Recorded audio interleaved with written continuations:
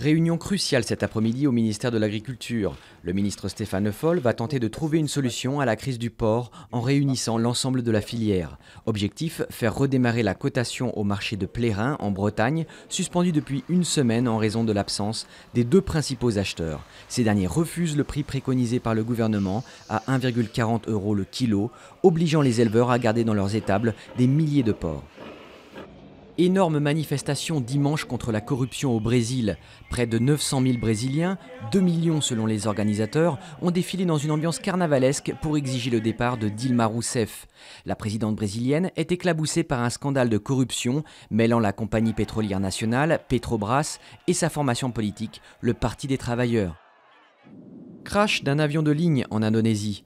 Un ATR-42 avec 54 personnes à bord a disparu des écrans radars dimanche après-midi alors qu'il effectuait par mauvais temps une liaison locale dans la province orientale de Papouasie. Des secours sont en route vers la région montagneuse et isolée où des débris fumants de l'appareil ont été aperçus depuis les airs. Paris, toujours la ville la plus onéreuse pour les étudiants selon le classement du syndicat UNEF. Les étudiants parisiens doivent débourser en moyenne 1 124 € chaque mois pour payer leur logement, transport et dépenses courantes.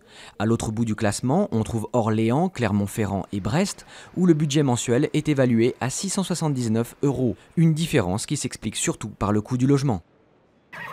2,6 millions d'euros, c'est la somme qu'a déboursé l'émir de Dubaï pour acquérir ce pur sang. L'acquisition a eu lieu dimanche à Deauville lors de la traditionnelle vente de yearling, ces chevaux de course de galop. Ce poulain de 2 ans, élevé dans le Calvados, bat le précédent record de 2 millions d'euros qui datait de 2002.